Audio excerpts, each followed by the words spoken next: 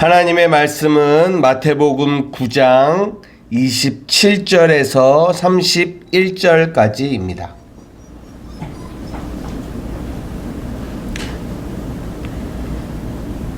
찾으셨으면 우리 한 목소리로 함께 하나님의 말씀을 읽겠습니다. 시작.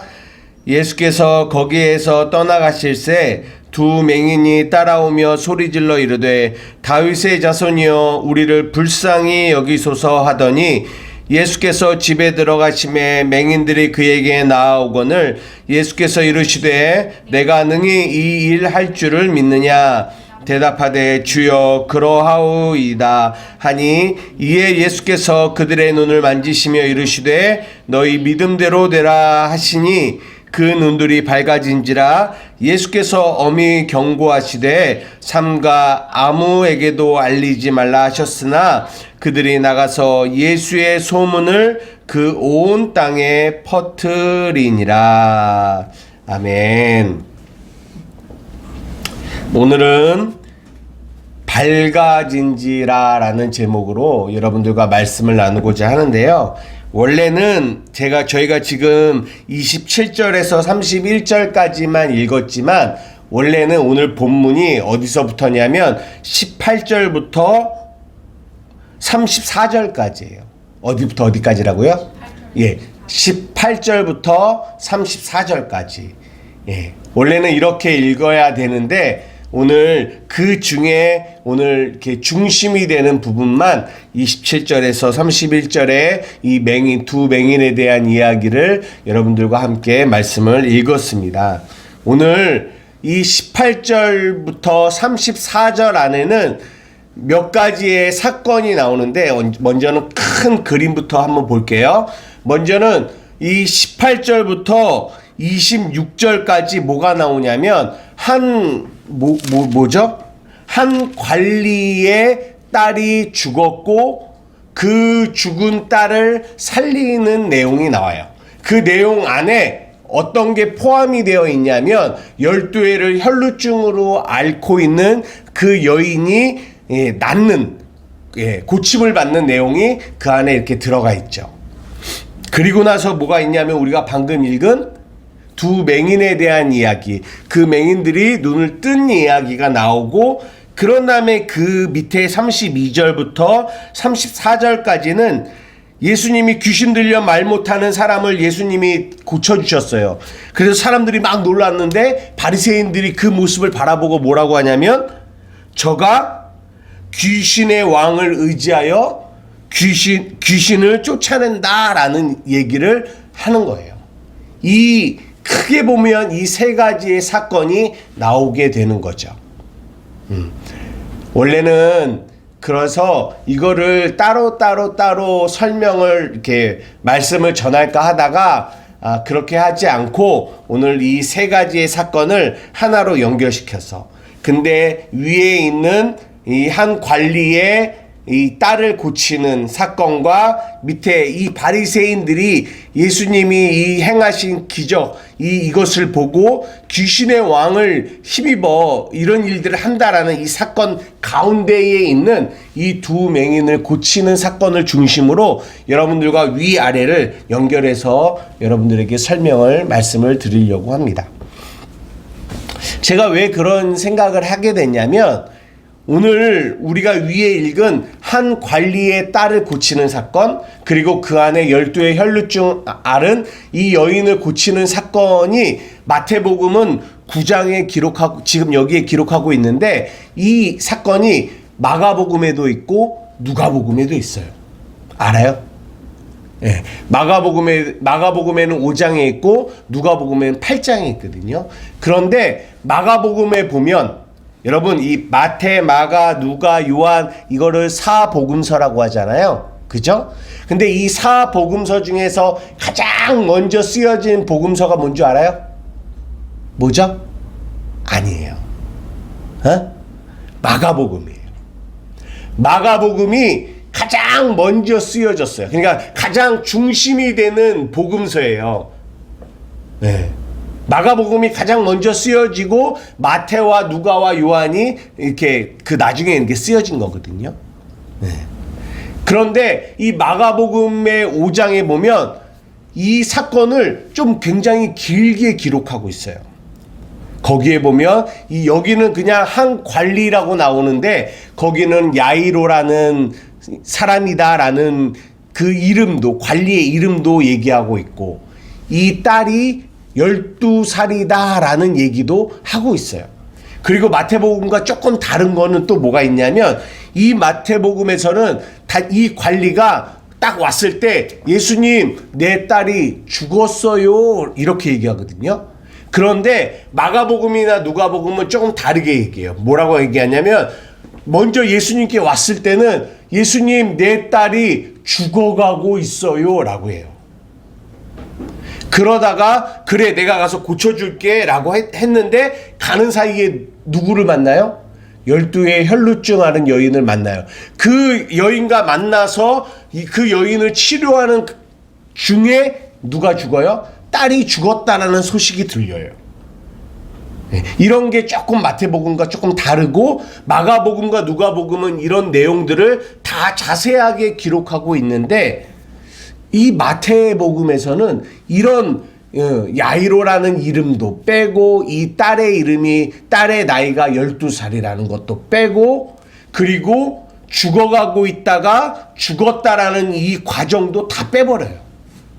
왜 뺄까요? 예? 예. 이 딸이 12살이라는 것도, 그리고 이 12의 혈루증을 앓은 여인도 12이잖아요. 이 12에 담긴 의미들이 있어요. 그런 것들을 마가복음과 누가복음은 말을 하지만 마태복음은 그런 것들을 언급하지 않은 거는 이유가 있는 거예요. 왜냐? 거기에 집중하고 있지 않기 때문에. 그래서 제가 오늘 본문을 이 밑에 있는 두 맹인을 잡은 이유는, 마태가 정말 하고 싶은 핵심이 이 위에 있는 게 아니라 이 가운데 있는 두 맹인에게 있겠다라는 생각을 하게 된 거예요. 마가복음도요, 누가복음도요, 이 야이로의 이 한 관리의 딸을 낳는 사건, 그리고 그 안에 12회를 혈루증을 앓은 이 여인을 고치는 사건은 연결을 시키지만, 그 다른 복음서, 어떤 복음서도 그 밑에 이 맹인의 사건을 연결해서 말해주고 있는 복음서는 뭐밖에 없다? 마태복음밖에 없어요. 그러니까 뭐예요? 이유가 있다라는 거죠. 이유가. 이게 시간 순서도 아니에요. 누가복음은 시간 순서대로 기록했다라고 성경이 얘기해요. 근데 마태복음의 이 야이로의 딸과 이 12의 혈루증을 앓은 여인의 고침받는 사건 바로 밑에 마태는 의도적으로 이 두 맹인이 눈을 떤 얘기를 하고 있다라는 거는 무엇을 말하고 싶은 거예요. 무엇을. 오늘은 여기에 조금 포커스를 맞춰서 위아래를 연결시켜서 여러분들에게 설명을 좀 해보려고 합니다. 보세요. 오늘 예수께서 거기를 떠나서 두 맹인이 따라오며 소리질러서 이래요. 우리를 모아달라? 불쌍히 여겨달라. 긍휼히 여겨달라 라고 얘기해요. 이렇게 하면 벌써 이제 또 우리가 전 것이 생각이 나야 돼요. 뭐가 생각나냐? 예수님이 뭐라고 했어요? 나는 뭘 원한다? 긍휼을 원한다. 뭘 원하지 않는다? 제사를 원하지 않는다. 이런 것들이 연결되어져 오고 있음을 알아보셔야 돼요.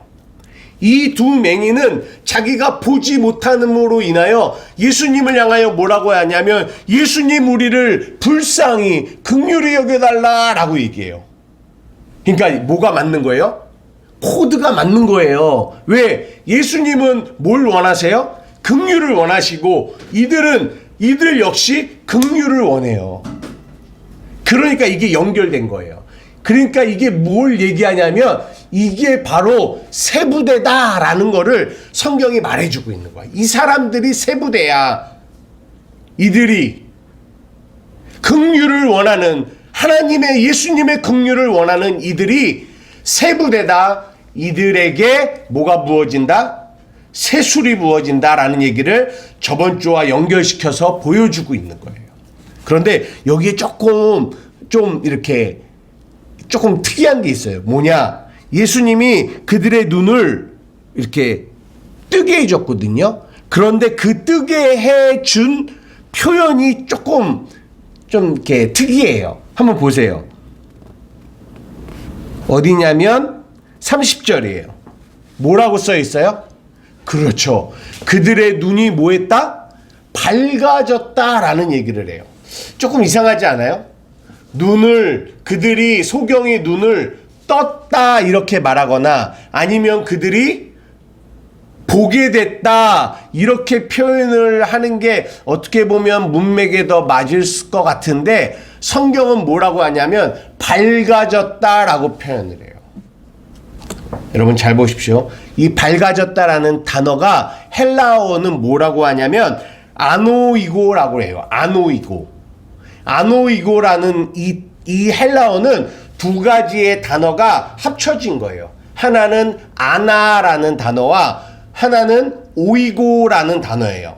이 아나라는 이 뜻은 위를 향하여 위라는 뜻을 가지고 있어요. 위를 향하여. 그리고 이 오이고라는 뜻은 열다라는 뜻을 가지고 있어요. 그럼 이 두 개가 합쳐지면 뭐예요?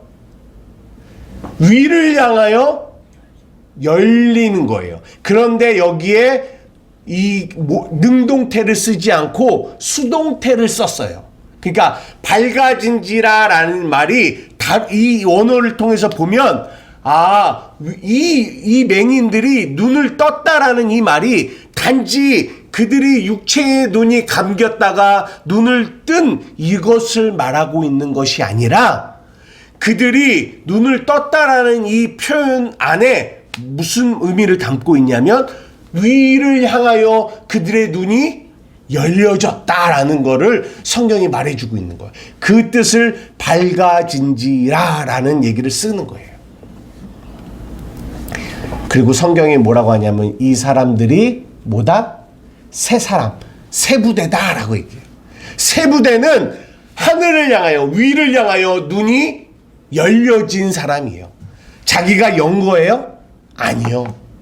자기가 연 거면 긍휼이 필요 없죠. 뭐예요? 열려진 거예요. 열려진 거. 하늘을 향하여 이 위의 것이 이 복음이 이 진리의 눈이 떠진 거죠. 열려진 거죠. 뭐 때문에? 예수님의 긍휼 때문에. 그래서 이 맹인들은 내가 눈멀어 있다라는 거예요. 내가 저 하늘의 이 진리가 나는 보여지지 않는다라는 거예요. 깨달아지지 않는다라는 거예요. 눈멀어 있다라는 거, 소경이라는 거예요. 이것을 알아요. 그래서 예수님께 가서 구하는 거예요. 예수님, 내가 눈을 떠야 되겠습니다. 나를 불쌍히 여겨주십시오. 물론 이 사건에서는 이 맹인들이 진짜 자기의 눈을 뜨게 해달라는, 이 육체의 눈을 뜨게 해달라고 오는 내용이죠. 하지만 그 안에 성경은 이런 복음의 의미를 담아놓고 있다는 거예요. 이거 이해되세요? 이해되세요? 근데 잘 보십시오. 이제 이 얘기를 위에와 연결을 시켜서 여러분들하고 말씀드려 볼게요. 이 위에 이 한 관리의 딸이 죽고 사는 이야기, 그리고 이 12해를 혈루증으로 앓은 이 여인의 이야기는 다 하나의 이야기예요. 어떤 이야기일까요? 이 혈루증 얘기 먼저 보지 말고 이 죽은 딸에 대한 이야기는 어떤 이야기인 것 같아요? 한번 생각해 봐요. 지금 우리가 로마서를 보고 있는 내용과 연결이 또 돼요. 원래는요, 복음서에 이런 내용이 다 들어가 있어요. 그런데 우리가 이것을 잘 깨닫지 못하니까 로마서든 고린도 전후서든 갈라디아서든 서신서에 이 예수님의 이 복음의 이야기를 설명해 주려고 이렇게 설명서처럼 풀이서처럼 서신서가 있는 거지, 원래는 복음서 안에, 마태, 마가, 누가, 요한 복음 안에 우리가 알아야 될 복음이 다 들어가 있어요. 예수님의 복음서 안에. 어떤 얘기일까요? 지금 이 얘기 딱 나와 있어요. 18절. 내 딸이 뭐 했어요? 죽었어요. 근데 내 딸이 뭐 하기를 원해요? 살아나기를 원하는 거예요. 무슨 얘기입니까? 죽고 부활, 사는 이야기예요. 지금 우리가 로마서 나누고 있는 로마서 6장의 내용도 결국 어떤 얘기예요? 로마서 6장을 저희가 딱 시작할 때 설교 제목이 뭐였냐면 죽어야 산다 이 얘기하고 있던 거였거든요. 누가 죽었어요? 옛사람이 죽고 우리가 새 사람으로 사는 얘기. 이 얘기를 로마서가 6장에서는 이렇게 기록하고 있잖아요. 그 얘기하고 똑같은 얘기가 오늘 이 한 관리의 딸이 죽고 사는 이야기로 나오는 거예요. 이거 이해되세요? 그러면 이 마태복음에는 나와 있지 않지만 처음에 이 관리의 딸이 처음에 예수님한테 왔을 때는 죽었나요? 안 죽었나요? 안 죽었어요. 여기는 죽었다고 나오지만 마가복음이나 누가복음에는 아직 죽어간다라고 했잖아요. 그래서 중간에 이 12의 혈루증을 앓은 여인을 만나는 사이에 이 딸이 죽은 거거든요. 잘 보십시오. 그러면 성경이 이 죽음과 부활에 사는 거에 대한 것들을 이렇게 가르쳐 주기 위해서는 이 딸이 죽었어야 돼요? 안 죽었어야 돼요? 죽었어야 돼요. 죽었어요. 왜냐하면 안 죽었고 아픈 상태, 죽어는 가지만 병들어 있는 상태로 예수님을 만나면 이거는 병든 자가 고침을 받는 이야기가 되잖아요. 그런데 예수님은 이 이야기를 그런 얘기로 풀어가려고 하시는 게 아니에요. 죽은 자가 사는 이야기다. 이거를 가르쳐 주고 싶은 거예요. 로마서 6장의 말씀처럼. 그러니까 이 아이는 뭐 했어야 돼요? 죽었어야 돼요. 근데 마가복음과 누가복음에는 이 과정을 다 설명하고 있지만 마태복음은 이걸 다 뭐 했다? 생략을 해버린 거예요. 그냥 죽었다라고 얘기하고 시작을 하는 거죠. 보십시오. 죽고 사는 얘기예요. 구원에 대한 이야기예요. 구원에 대한 이야기. 단지 죽은 한 어린아이가 예수님의 은혜로 살아나는 어떤 기적을 보여주는 얘기가 아니라 복음을 얘기하고 있다고요. 죽고 사는 이야기. 근데 그 이야기 안에 뭘 담아놓냐면 12해 혈루증 앓은 여인의 이야기를 쏙 집어넣어요. 왜냐하면 같은 이야기거든요. 같은 이야기라는 게 무슨 말이에요? 이 이야기 역시 죽고 사는 이야기예요. 죽은 자가 살아나는 이야기가 이 혈루증의 이야기라는 거예요. 보세요. 왜 그런지 말씀드려 볼게요. 이 혈루증이라는 게 무슨 병인지 알아요? 알죠? 예. 여인들이 하혈하는 거예요. 하혈. 원래는 한 달에 한 번 하혈을 하는 게 정상적이지, 일주일 동안 하는 게 정상적이지만 이런 혈루증은 뭐냐면 계속 하는 거예요. 근데 이 여인은 언제까지? 12해, 12년 동안 계속. 그래서 율법에서는 이 혈루증 앓은 혈루증을 부정하다라고 얘기해요. 왜냐하면 피를 쏟는 거거든요. 보세요. 피를 쏟는 거예요. 피가 성경은 피를 뭘로 표현하는 줄 알아요? 피는 그렇죠. 피는 생명이에요. 성경이 피는 생명이다라고 표현했어요. 근데 생명은 담아놔야 되는데 생명을 담아놓지 못하고 생명이 계속 뭐예요? 쏟아지는 거예요. 그게 뭐예요? 죽음이에요. 죽음. 그러니까 이 혈루증 안에는 죽음을 의미하고 있어요. 이 죽은 여인이 예수님을 만나 근데 뭘 만져요? 겉옷을 만져요. 겉옷을 만지면 내가 살겠다라는 거예요. 죽어있는 여인이, 죽음 가운데 있는 여인이, 이 겉옷은 우리가 옛날에 마태복음 산상수훈 할 때 속옷을 달라고 하는 사람에게 겉옷을 주라 이 얘기 했거든요. 그때 뭐라고 했냐면 속옷은 율법을 의미하고 겉옷은 복음을 의미합니다 라고 말씀드렸어요. 기억은 안 나시죠? 근데 그걸 또 다 설명할 수는 없어요. 속옷으로는 우리의 부끄러움을 가릴 수 있어요? 없어요? 없어요. 인간은 율법으로 우리의 부끄러움을 가리려고 했잖아요. 선악과 먹은 인간이.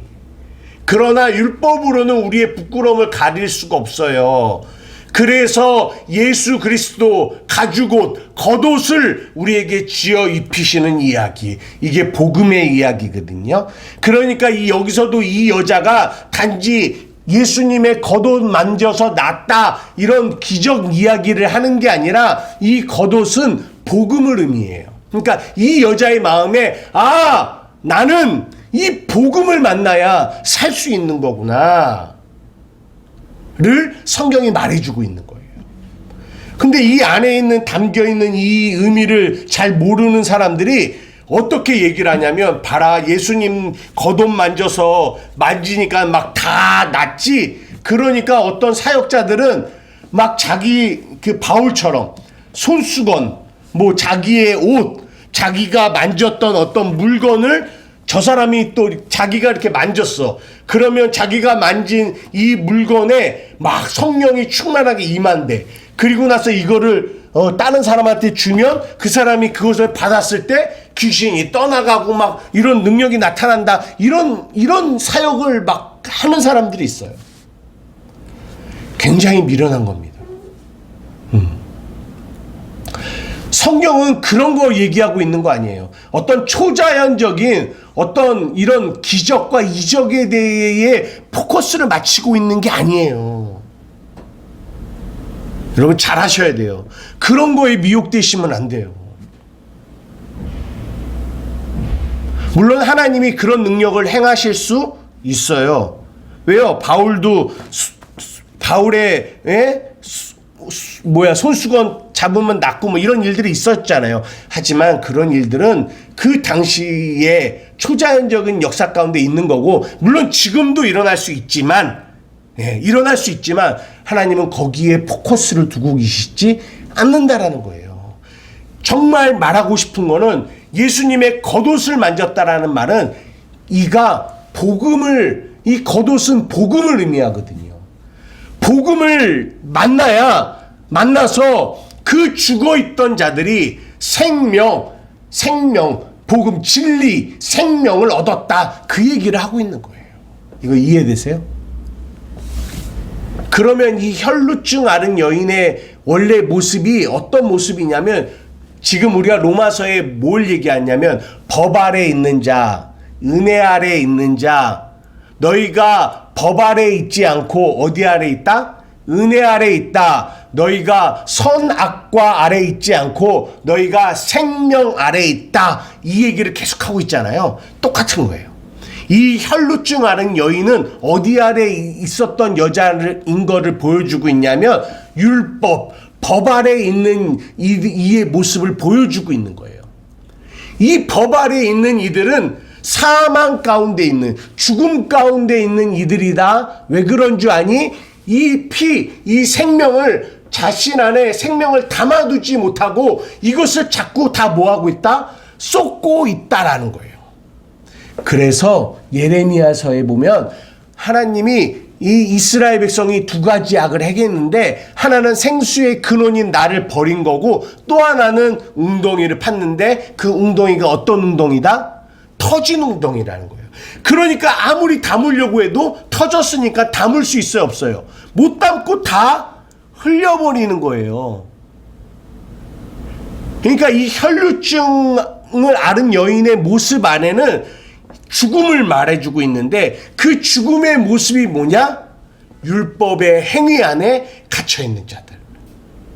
하라 하지 말라에 갇혀있는 모습, 이게 죽음 가운데 있는 거예요. 그렇게 율법 아래, 법 아래, 선악과 안에 죽어 있는 이 여인이 예수를 만나고 겉옷을 잡을 때, 복음을 만났을 때 그가 어떻게 됐다? 살아났다. 생명을 얻었다. 이 얘기를 성경이 해주고 있는 거예요. 이거 이해되세요? 이해되세요? 이 얘기예요. 그런데 문제는 뭐냐? 이 맹인들, 이 세 부대는 맞다. 내가 죽은 자지. 내가 법 아래 있었던 자지. 내가 선악과 안에서 하라 하지 말라라는 이 율법 아래서 죽어 있었던 자지. 내가 죽었지. 그러면 뭐가 필요하겠어요? 죽은 자에게 뭐가 필요하겠어요? 그렇죠. 생명이 필요해요. 긍휼이 필요해요. 왜 예수님이 나는 긍휼을 원하고 제사를 원하지 않아 이렇게 말씀하셨는데 왜 많은 사람들이 그렇게 하나님이 우리에게 주시려는 긍휼, 은혜를 원하지 않고 제사를 원하는 줄 알아요? 이유가 뭔 줄 알아요?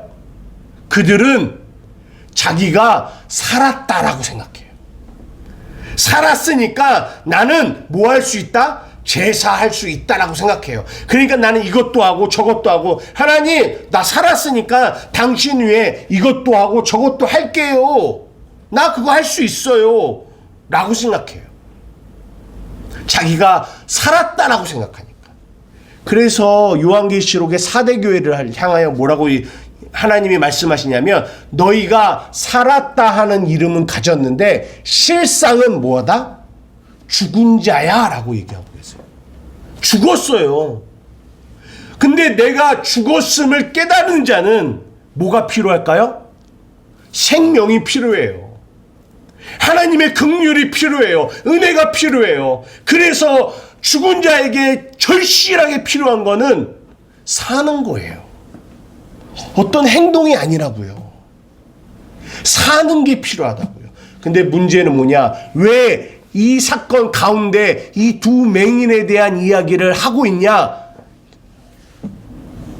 진짜 새 부대는, 새 수를 담을 새 부대는 이것을 깨닫는 자라는 거예요. 뭐라요? 내가 눈멀어 있구나. 내가 보지 못하고 있구나. 내가 죽은 자임을 내가 깨닫지 못하고 있구나. 근데 이 세 부대는 뭐예요? 여기처럼 밝아진 자예요. 밝아진 자. 안 오이고 눈이 열렸어요. 내가 죽은 자야. 내가 보지 못하는 자야. 그래서 이 안에서 막 어떤 마음이 나오냐면, 하나님의 긍휼이 없으면 나는 평생 죽을 때까지 보지 못하고 이렇게 살아가다가 나는 죽을 수밖에 없네. 그래서 예수님을 향하여 외치는 거예요. 예수님, 나 좀 불쌍히 여겨주세요. 내가 보지 못해요. 나 좀 불쌍히 여겨주세요.